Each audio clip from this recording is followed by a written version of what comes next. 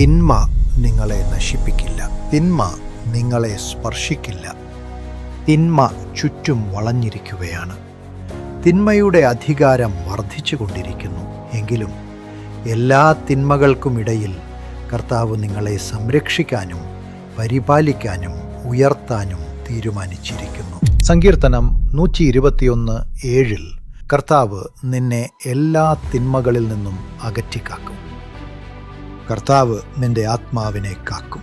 എന്ത് തിന്മ വന്നാലും നിന്റെ ആത്മാവ് നശിച്ചു പോകാതെ നിന്റെ ആത്മാവിനെ അവൻ കാത്തു സൂക്ഷിക്കും. മനുഷ്യൻ ലോകം മുഴുവൻ നേടിയാലും സ്വന്തം ജീവൻ നഷ്ടപ്പെടുത്തിയാൽ അവന് എന്ത് ലാഭം? അതുകൊണ്ട് ആത്മാവ് യേശുവിനോടും ദൈവത്തോടും ചേർന്നിരിക്കണം. വിശുദ്ധിയോടെ ഇരിക്കണം. അതാണ് പ്രധാനം. കാരണം മരിച്ച ശേഷം സ്വർഗത്തിൽ പോകണം. കർത്താവിനോട് ചേരണം. സ്വർഗത്തിൽ വിശുദ്ധി വിശുദ്ധി വിശുദ്ധിയുണ്ട്. ലൗകിക സുഖഭോഗങ്ങൾ അനുഭവിക്കുകയോ ചെയ്യുക എന്നതിനൊന്നും അവിടെ സ്ഥാനമില്ല. ഓരോരുത്തരും കർത്താവിനോട് ചേർന്നിരിക്കും. അവർ ദൈവദൂതന്മാരെ പോലെ ആയിരിക്കുമെന്ന് വേദപുസ്തകം പറയുന്നു. യേശു പറഞ്ഞിട്ടുണ്ട്, അവർ യേശുവിനോട് ചേർന്നിരിക്കും. യുഗയുഗങ്ങളായി ആ കൃപ പ്രാപിക്കണം. അതിനായി കർത്താവ് നമ്മുടെ ആത്മാവിനെ കാക്കാൻ ഈ ലോകത്തിന്മയിൽ നിന്ന് നമ്മെ വിടുവിക്കുന്നു. ആ കൃപ കർത്താവ് ഇന്ന് നിങ്ങൾക്ക് നൽകട്ടെ, സംരക്ഷിക്കട്ടെ. കർത്താവിൻ്റെ കൃപ നോക്കൂ. മൂഢന്മാർക്ക് ഈ തിന്മ വരുന്നു. സദൃശവാക്യങ്ങൾ 13:20 പറയുന്നത് പോലെ ലോകത്തിലെ മൂഢന്മാർ തിന്മകളിൽ അകപ്പെട്ടു പോകുന്നു. എന്നാൽ കർത്താവ് നമ്മെ ജ്ഞാനികളോടൊപ്പം ചേർന്ന് നടക്കാൻ ഇടയാക്കുന്നു എന്നത് വലിയൊരു അനുഗ്രഹമാണ്. ജ്ഞാനം പ്രാപിക്കാൻ ഇടയാക്കുന്നു. യഥാർത്ഥ ജ്ഞാനം ദൈവഭയമാണ്. ദൈവഭക്തിയാണ്. കർത്താവിനോടുള്ള ഭയമാണ് ജ്ഞാനം നൽകുന്നത്. നാം മനുഷ്യരുടെ വഴിയിൽ നടക്കാതെ, പാപികളുടെ വഴിയിൽ നിൽക്കാതെ, പരിഹാസികളുടെ ഇരിപ്പിടത്തിൽ ഇരിക്കാതെ, കർത്താവിനോടുള്ള ഭയത്തോടും ഭക്തിയോടും കൂടെ നമ്മുടെ വാക്കുകളെയും പ്രവൃത്തികളെയും ബന്ധങ്ങളെയും യേശുവിൻ്റെ നാമത്തിൽ വിശുദ്ധിയോടെ കാത്തു സൂക്ഷിക്കുമ്പോൾ അവൻ നമ്മെ ജ്ഞാനികളോടൊപ്പം നടത്തുന്നു. ജ്ഞാനികളുടെ ഉന്നതമായ സ്ഥാനത്ത് എത്തിച്ചേരാൻ അവിടുന്ന് ഇടയാക്കുന്നു. ആ കൃപ കർത്താവ് ഇന്ന് നിങ്ങൾക്ക് നൽകട്ടെ. ദൈവഭയമുള്ള ജ്ഞാനികളോടൊപ്പം സഞ്ചരിക്കാൻ ദൈവം നിങ്ങളെ സഹായിക്കട്ടെ. ചിലർ ബുദ്ധിമാന്മാരായിരിക്കും, എന്നാൽ എല്ലാ ദുശീലങ്ങളിലും അവർ അകപ്പെട്ടിരിക്കും. എല്ലാ പാപശീലങ്ങളും അവരിലുണ്ടാകും. ഒരു കലക്ടർ എന്നോട് ചോദിച്ചു, എന്തിനാണ് വിദ്യാർത്ഥികളെല്ലാം പ്രാർത്ഥിക്കുന്നത്?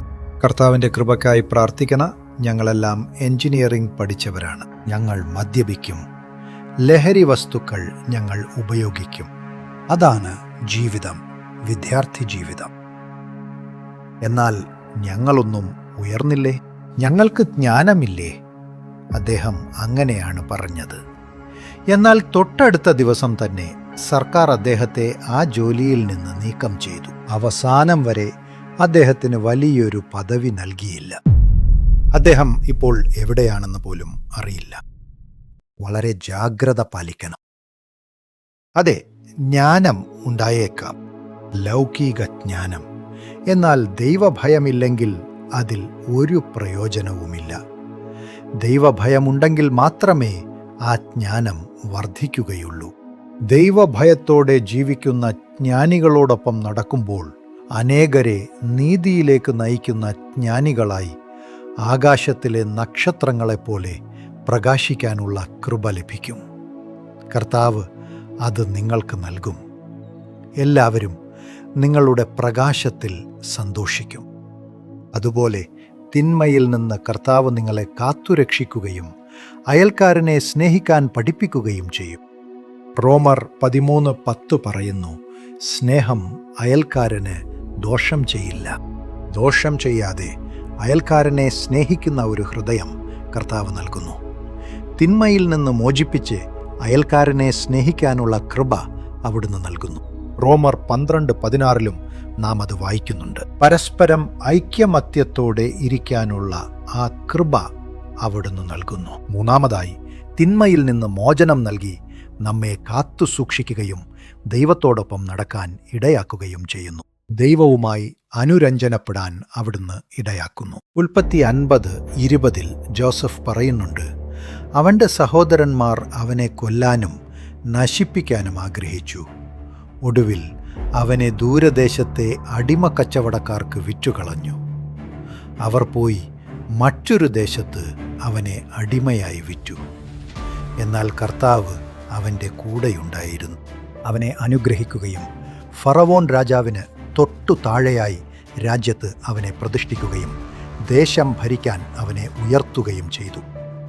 അവൻ പറയുന്നു, എൻ്റെ സഹോദരന്മാരെ, നിങ്ങൾ എനിക്ക് ദോഷം ചെയ്യാൻ വിചാരിച്ചു. ദൈവമോ ഇപ്പോൾ നടന്നു വരുന്നത് പോലെ അനേകം ജനങ്ങളെ ജീവനോടെ രക്ഷിക്കേണ്ടതിന് എന്നെ ഉന്നത സ്ഥാനത്ത് വെച്ച് എല്ലാറ്റിനെയും നന്മയ്ക്കായി മാറ്റിയിരിക്കുന്നു, നന്മയ്ക്കായി തീർക്കുന്നു. നിങ്ങൾ പ്രതീക്ഷിച്ചിരിക്കുന്ന ശുഭഭാവി നിങ്ങൾക്ക് നൽകുമെന്ന് കർത്താവ് പറയുന്നു. നിങ്ങളെക്കുറിച്ച് എനിക്കുള്ള വിചാരങ്ങൾ ഞാൻ അറിയുന്നു. അവ ദോഷത്തിനായല്ല, സമാധാനത്തിനായുള്ളവ തന്നെയെന്ന് കർത്താവ് അരുളിച്ചെയ്യുന്നു. യിരെമ്യാവ് 29:11. ഈ ഭാഗ്യം കർത്താവ് നിങ്ങൾക്ക് നൽകട്ടെ. യേശുപ്പ, ദോഷത്തിൽ നിന്ന് അങ്ങയുടെ മക്കളെ വിടുവിക്കണമേ. ജ്ഞാനികളോടൊപ്പം നടക്കാൻ കൃപ നൽകണമേ. അങ്ങയോടൊപ്പം നടക്കാൻ കൃപ നൽകണമേ. അനേകർക്ക് വെളിച്ചമായിരിക്കാൻ കൃപ നൽകണമേ. എല്ലാവരെയും സ്നേഹിക്കാൻ കഴിയുന്ന ഒരു ഹൃദയം നൽകണമേ. എല്ലാവരുടെയും സ്നേഹം ലഭിക്കാൻ കൃപ നൽകണമേ. യേശുവിൻ്റെ നാമത്തിൽ ഈ അനുഗ്രഹം അങ്ങയുടെ മക്കളുടെ മേലുണ്ടാകാനും ഞങ്ങളോടൊപ്പം ഇരുന്ന് വഴി നടത്താനും ഇങ്ങനെ നടക്കാൻ ഞങ്ങൾക്ക് കൃപ നൽകണമെന്നും ഞങ്ങൾ അപേക്ഷിക്കുന്നു. യേശുവിൻ്റെ നാമത്തിൽ ആമേൻ. എനിക്ക് പ്രിയപ്പെട്ടവരെ, ജീസസ് കോൾസ് ശുശ്രൂഷയിൽ നിങ്ങൾക്ക് വോളണ്ടിയറായി സേവനം ചെയ്യാം. മീഡിയയിൽ നിങ്ങൾക്ക് വന്ന് സേവനം ചെയ്യാം. സോഷ്യൽ മീഡിയയിൽ ധാരാളം സേവനം ചെയ്യാനുള്ള അവസരങ്ങളുണ്ട്. നിങ്ങൾക്ക് വന്ന് സേവനം ചെയ്യാം. ഡിജിറ്റൽ മീഡിയയിൽ സേവനം ചെയ്യാം. മറുപടികൾ അയയ്ക്കുക, കൂടാതെ ഡിജിറ്റൽ മാർക്കറ്റിംഗ് ചെയ്യുക.